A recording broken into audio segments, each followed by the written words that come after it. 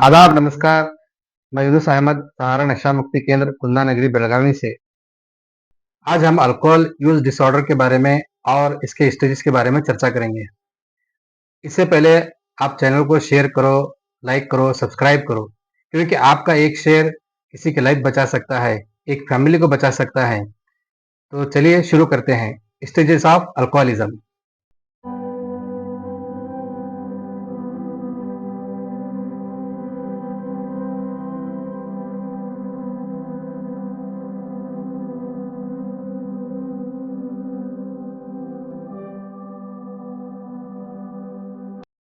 The path of alcohol addiction, stages of alcoholism. आजकल के बच्चों में शराब पीना एक फैशन, एक लाइफस्टाइल बन गया है। इससे होने वाले मानसिक नुकसान और शारीरिक समस्याओं के बारे में अनजान लोग इसको एक पार्टी में या फ्रेंड सर्कल में एंजॉय करना शुरू करते हैं।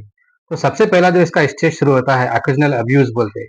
मतलब यहाँ पे ज़्यादातर यंगस्टर्स पार्टीज में या कहीं पे टूर पे चले गए या कहीं पार्टी करने के लिए चले गए, तो यहाँ पे ज़्यादातर लोग अल्कोहल को पीना, मज़ा करना और उसके साथ एन्जॉय करना एक लेवल का, हाई लेवल का एन्जॉयमेंट समझ लेते हैं। मतलब शराब के ज़रिए एन्जॉय करना एक हाई लेवल का एन्जॉयमेंट करने के हिसाब से उनकी सोच रहती है। लेकिन इस ये तो इनकी थोड़ी-सी एन्जॉयमेंट इनको कहाँ पे लेके जा रही है, किस एडिक्शन की तरफ लेके जा रही है, इससे बिल्कुल क्या रहते हैं, अनजान रहते हैं। तो धीरे-धीरे ये क्या हो जाता है, इनके अंदर ये फर्स्ट स्टेज का एडिक्शन इनके अंदर डेवलप हो जाता है।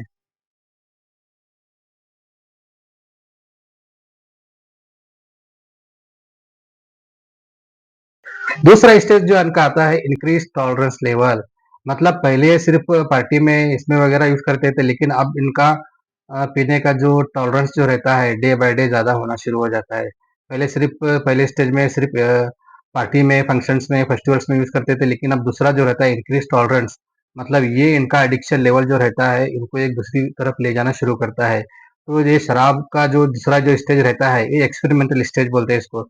जब भी फ्रेंड्स मिलते हैं उनके साथ एंजॉय करने का, मज़ा करने का, अगर शराब नहीं पीने के लिए मिल गई तो मूड को ऑफ करके लेने का, लोनलीनेस फील करने का, एक तरह का सैड फीलिंग उनके अंदर रह जाता है। तो ये दूसरा जो स्टेज जो रहता है, यहाँ पे इंसान के अंदर थोड़ा बहुत क्या हो जाता है, ये शराब की लत के थोड़े लक्षण से इसके अंदर शुरू हो जाते हैं, जिसकी वजह से घर में फसाद होने का या घर वालों को मिसअंडरस्टैंडिंग करके लेने का, ये सब चीज़ें जो है ये दूसरे स्टेज में शुरू हो जाती है। तो यहाँ पे भी क्या है, आदमी जिसको ये लत लग जाती है उसके अंदर एक तरह का डिप्रेशन, एक तरह का सैडनेस, एक तरह का लोनलीनेस शुरू हो जाता है।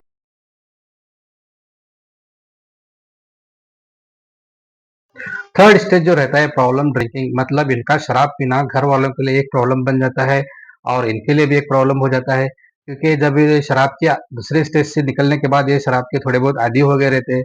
जब इनको शराब नहीं मिलती तो घर में पैसे के लिए या बिना वजह किसी की तकरार शुरू हो जाती है। यहाँ पर भी फ्रेंड्स सर्कल भी थोड़ा बहुत चेंज हो जाता है, क्योंकि पहले ये लोग सिर्फ पार्टी में या एंजॉय करने के लिए पीते थे, लेकिन जैसे जैसे ये एडिक्शन डेवलप हो जाता है तो फ्रेंड्स भी इनसे क्या करते हैं, दूरी बनाने का शुरू करते हैं और रिलेशनशिप इशू होने का शुरू होता है। उसके बाद काम पे जाने का, काम में सही ढंग से न करने का, या काम का पेमेंट आने के बाद सिर्फ वो शराब के लिए ही यूज़ करने का, ये सभी प्रॉब्लम्स यहाँ पे क्या हो जाते हैं, शुरू हो जाते हैं। तो थर्ड स्टेज जो रहता है प्रॉब्लम ड्रिंकर हो जाता है, मतलब इनका शराब पीना एक प्रॉब्लमेटिक, एक समस्या बन जाती है इनके लिए और इनके घर वालों के लिए।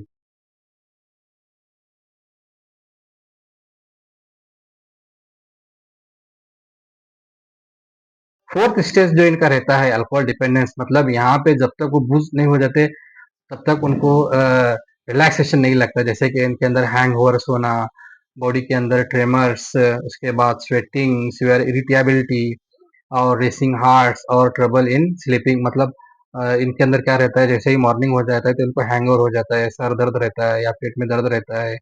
और दूसरी बात ट्रेमर्स, जब इनको ड्रिंक्स नहीं मिलता पीने के लिए तो इनके हाथ शेक होना या बॉडी शेक होना शुरू हो जाता है। उसके बाद स्वेटिंग, पसीने का प्रॉब्लम रहता है। उसके बाद सिवियर इरिटेबल इरिटेबल करके लेते हैं काम करने में या काम न जाने में, या कोई काम पेंडिंग है तो इनको करने के लिए उनको एक तरह का इरिटेशन शुरू हो जाता है। उसके बाद रात में सोने के लिए प्रॉब्लम्स करके लेते हैं, मतलब सोने का भी इनको क्या हो जाता है, प्रॉब्लम होता है। तो ये सभी जो प्रॉब्लम्स जो है स्टेज फोर्थ में इनको फेस करने को पड़ता है।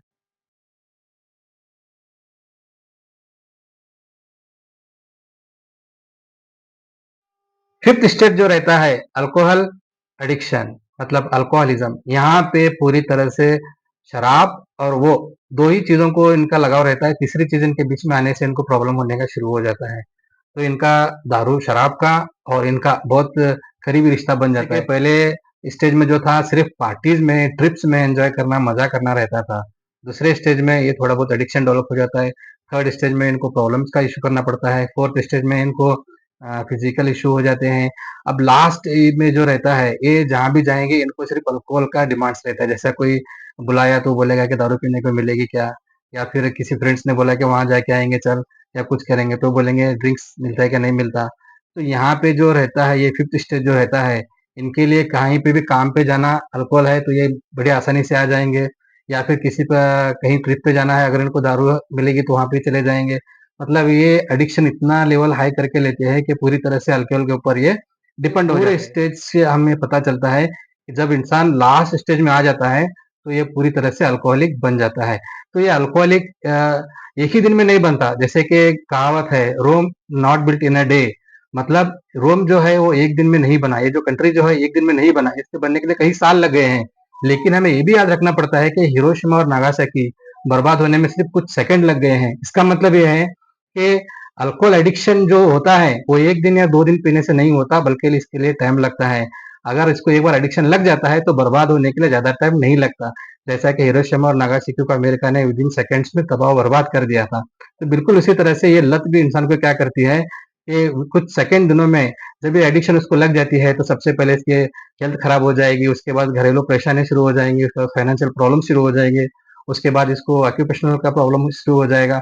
मतलब डे बाय डे क्या हो जाएगा, ये सभी से क्या होता रहेगा, ये हाथ धो के बैठेगा और लास्ट में ये क्या रहेगा, अलोन रहेगा, लोनलीनेस फील करके। तो इसीलिए जितना हो सके उतना जो भी यंग जनरेशन है या फिर जो भी शराब के आदी है, अगर वो ट्रीटमेंट लेना चाहते हैं या फिर वो ये शराब से छुटकारा पाना चाहते हैं, तो इसका मैं हमारे सेंटर का एड्रेस मैं डिस्क्रिप्शन में दिया हुआ है।